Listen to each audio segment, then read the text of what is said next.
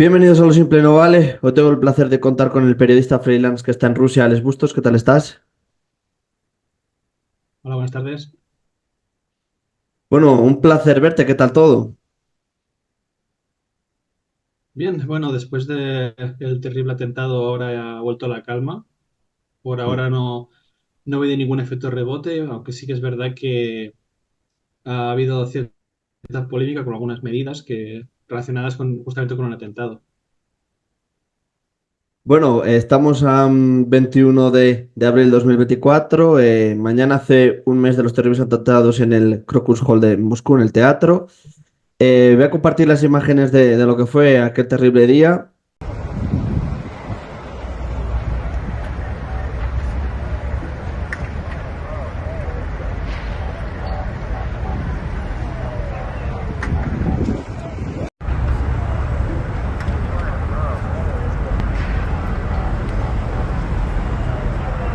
Hemos visto las imágenes de hace casi un mes, que falta un día para los terribles atentados que sufrieron en Moscú.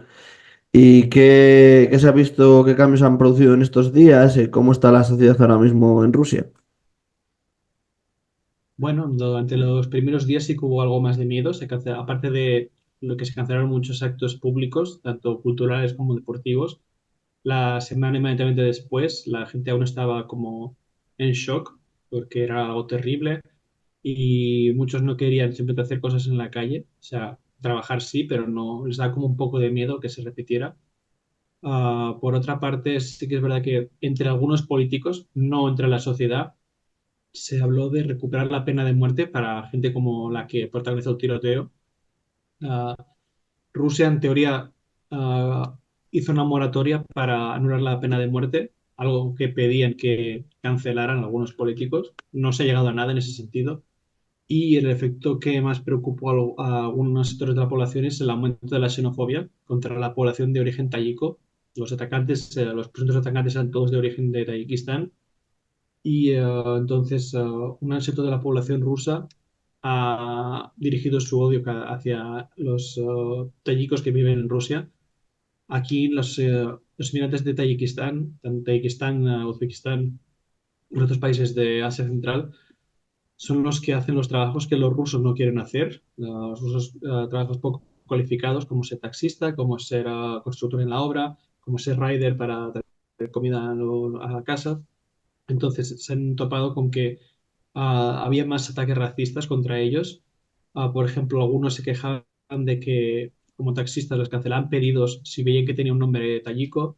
También algunos denunciaron que les insultaron en espacios públicos, como por ejemplo el metro. Es algo que afectó no solo a tayikos, también a cualquiera que tuviera aspecto asiático. Incluso ciudadanos rusos como gente de Yakutia, que tienen rasgos asiáticos, también se toparon con que había algunos ataques de este tipo. Las autoridades pidieron no hacer este tipo de acciones. Sin embargo, sí que se ha despertado una cierta tensión entre algunos. E incluso una barbería donde trabajó uno de los atacantes antes del atentado denunció que recibía amenazas de muerte para que los trabajadores tayikos que aún siguen trabajando en la barbería abandonaran el país. Joder, complicada situación, la verdad. Bueno, Alex, los posteriores días de que ocurrió el atentado, colaboramos juntos y fuiste a intentar entrevistar a unas cuantas personas para ver cuál era su punto de vista sobre lo que había ocurrido. Y es muy complicado hablar con la gente o que estén abiertos, sobre todo con personas extranjeras, a dar su opinión. Y bueno, dentro de lo que se pudo, hablaste con tres personas y vamos a escuchar primero a esta chica que tengo subtitulada para que también la gente vea un poco qué se le preguntó y luego ya los siguientes, pues nos cuentas un poco tú qué nos han dicho y empezamos con ella, si te parece bien.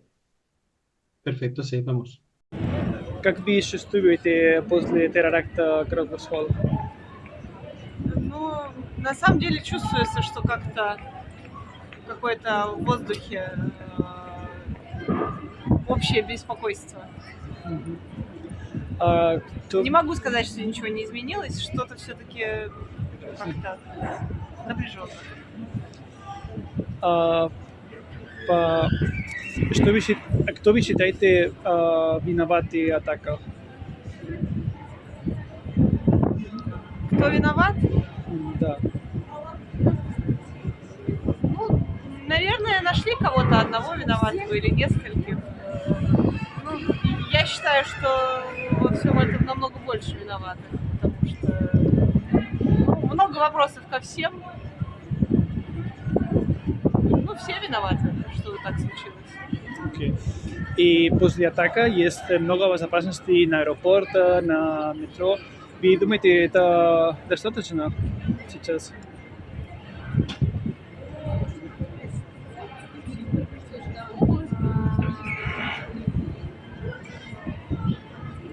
Пока ничего не случилось, наверное, достаточно. Me llamó la atención cómo se quedó pensando en la última pregunta que le hiciste. Sí, es que al final esa pregunta era un poco complicada quizás para ella porque no tenía claros como no sé cómo sentirme.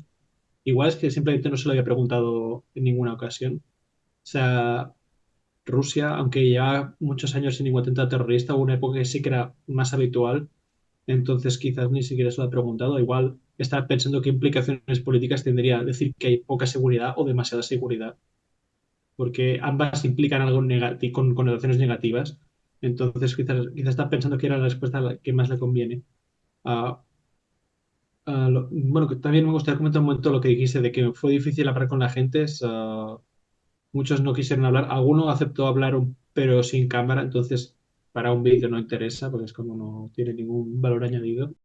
Да, что можно сказать? Скверно себя чувствуем, это большая беда, такого не должно было произойти, очень много людей погибло невинно. И эти негодяи, кто это сделал и кто это заказал, они должны понести ответственность за это. Мы скорбим, нам очень грустно. Такого не должно было произойти, но это произошло. Мы не сдаемся, мы чувствуем себя уверенно, мы будем жить дальше, идти вперед. И никто нас не сможет сломить. И то, что они сделали теракт, у них больше такого не получится сделать, потому что они ошиблись. То, что они сделали, это было неверно, и за это они понесут ответственность серьезно. Сейчас, как сказать тебе, меры безопасности сейчас усилились, понятно. Мы доверяем нашим службам, и я уверен, что они сейчас работают еще сильнее, чем работали до этого, и мы чувствуем себя в безопасности. Никакого страха у нас здесь нет. То, что они попытались нас напугать, это они ошиблись. Русский народ, Российскую Федерацию никто не сможет напугать. Они нас не напугали, мы чувствуем себя в безопасности. Кто виноват, честно говоря, я не могу ничего сказать. Я простой человек, который живет. Я не могу знать того, что знает, допустим, ФСБ или какие-то специальные службы, но кто бы это ни сделал, я доверяю полностью Владимиру Владимировичу Путину. И то, что он скажет, я думаю, это будет правда, и я буду его поддерживать. Я не могу сказать, я не знаю, кто это сделал, но тот, кто это сделал, это негодяй, это нелюди, это черти, которые должны гореть в аду, и они будут гореть в аду. И я не знаю, кто это сделал, но, как скажет Владимир Владимирович, так оно и будет. Я ему верю, я уверен, что он докопается до истины и найдет всех виновных. И я ему доверяю, и если он скажет, что это сделали определенные люди, мы будем ему верить. Он наш президент, он тащит нашу страну, и мы гордимся им, и мы уверены, что он найдет тех, кто это сделал. А насчет себя я не могу сказать, я не знаю, кто это сделал. Bueno, ¿qué te ha parecido este segundo de esta persona? Vale, pues este chico tiene un discurso más duro que la otra chica, aunque lamenta la muerte de la gente que falleció. Sí que tiene un discurso mucho más duro de que habla de que la gente que lo hizo no fueron humanos, que se pudieron en el infierno, y sobre todo expresa que confía que Vladimir Putin, el presidente ruso, va a encontrar la solución, y no tiene muy claro quién ha sido el autor intelectual del ataque, pero dice que el autor que diga Putin es el responsable y por tanto ese mismo debe ser castigado. No se atreve a señalar quién puede haber sido, no señala a nadie más que a los terroristas y a alguien, pero sabe que hay alguien detrás. Я считаю, что это совершили абсолютно не люди. Все надеемся, что правоохранительные органы накажут всех участников в этом теракте, трагедии, согласно российскому закону. Очень все надеемся, что такого больше никогда не повторится ни в нашей стране, ни в любой другой стране мира. Потому что все мы хотим жить в мире, в целостной сохранности. Кто вы думаете, виноваты в Ну, терроре? я не знаю. И сейчас у вас больше безопасности везде. Вы думаете, сейчас это достаточно? Ну, что? Всегда чего-то все боимся. Жить надо дальше. Работаем. Жить. Существовать. Что бояться? Y bueno, si quieres vamos a pasar por el último testimonio de lo que pudiste grabar. ¿Qué te pareció ahora este otro hombre? Estaba visiblemente afectado, se le notaba triste. O sea, recordemos que él estaba delante de las flores, delante del memorial, casi en el mismo sitio del atentado, o sea, estaba muy cerca del sitio del atentado. Él simplemente dijo, una de las cosas que más me impresionó es que lo que me impresionó es como, incluso en un momento como este, después de haber pedido a 140 de sus conciudadanos, él decía que espera que no suceda ni aquí ni en ninguna otra parte del mundo, jamás. Y no se atrevió, él, a diferencia de los otros, no se atrevió a señalar ningún culpable, simplemente dijo, no sé nada. Y también le dio mucha importancia al seguir viviendo.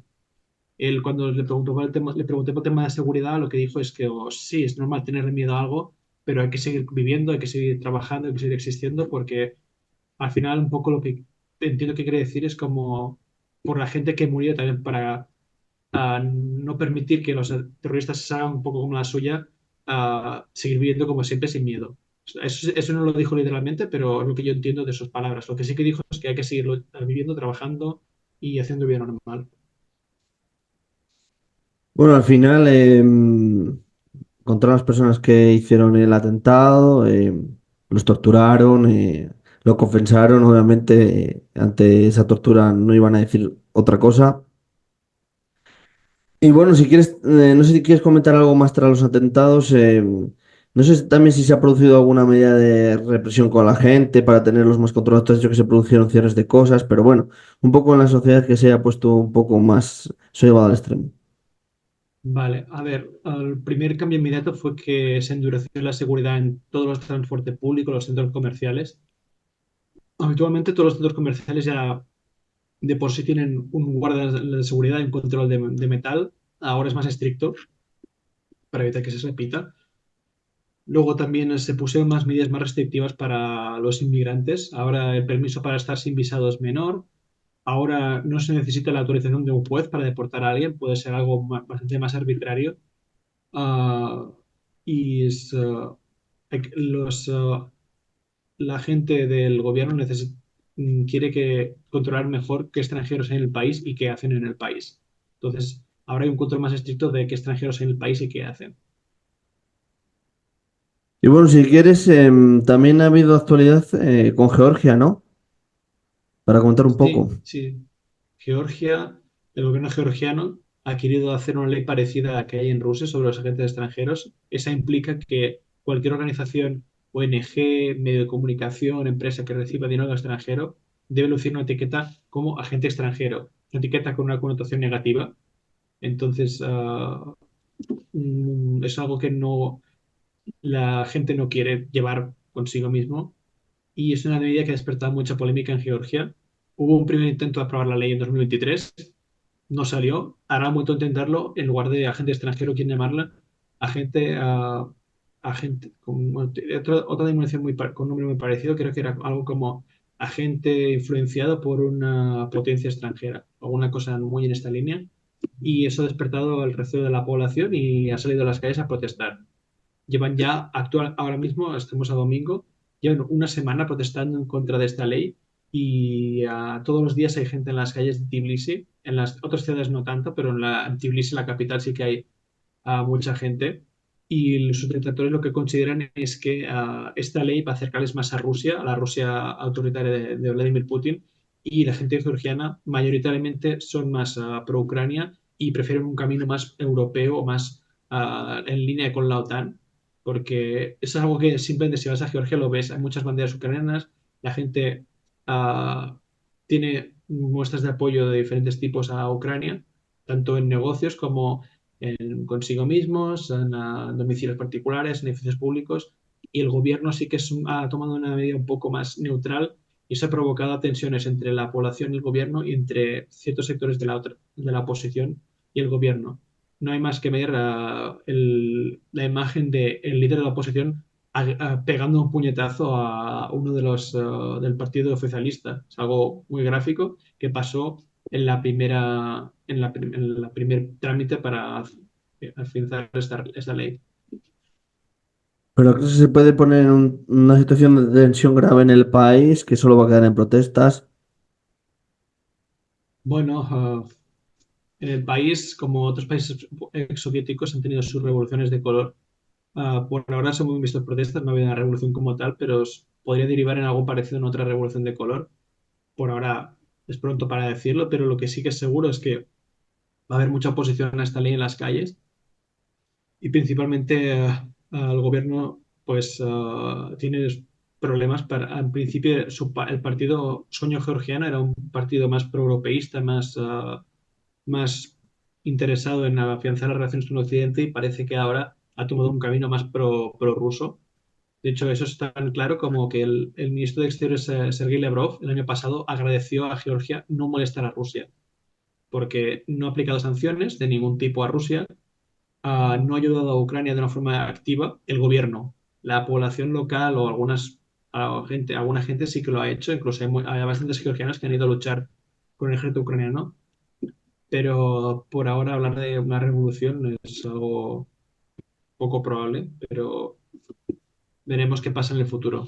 Bueno, Alex, no sé si quieres comentar algo tras hablar de lo que ha sido, lo que fue los atentados que va a cumplirse el mes desde que sucedió. Hemos comentado lo de Georgia y no sé si queda algo más para hablar de ello. Mira, sí que te añadiré una cosa, sobre todo este tema del Crocus City Hall. Desde el principio, el gobierno ruso ha querido implicar a Ucrania, ha intentado de todas maneras implicar a Ucrania, decir que iban a Ucrania, que eran amigos de Ucrania, que eran aliados de Ucrania. Los hombres, los acusados, detenidos, han admitido haber recibido pagos de Ucrania después de torturas, así que es un poco difícil saber hasta qué punto es cierto. Lo que sí que se sabe es que ellos intentaron huir por la frontera con Bielorrusia, algo confirmado por el presidente de Bielorrusia, pero se fueron recularon cuando vieron que no podían cruzar y por eso acabaron intentando ir por la frontera con Ucrania, donde les pillaron, donde los detuvieron. Que allí es donde los detuvieron, eso seguro, en Briansk, en la frontera entre Rusia y Ucrania. Lo que sí que es algo un poco comprensible es que quisieran huir por una frontera de un país en guerra, pero tampoco no hay detalles que no sabemos. Y sí que es verdad que más allá de Ucrania también hay fuentes rusas que quieren señalar como Occidente o a Estados Unidos como el culpable, muy indirecto, pero que al final es el culpable. De hecho, entre los canales de Telegram rusos se circularon mucho lo que dijo Estados Unidos de cuidado que puede haber un atentado en un concierto. Y eso tuvo mucho eco de cómo es que lo sabían, como dando a entender que Estados Unidos estaba implicado. Pues, Alex, te quería agradecer tu tiempo, que te has pasado por el canal y nada, darte un abrazo y nos volveremos a ver dentro de poco. Vale, pues un abrazo, gracias por escucharme.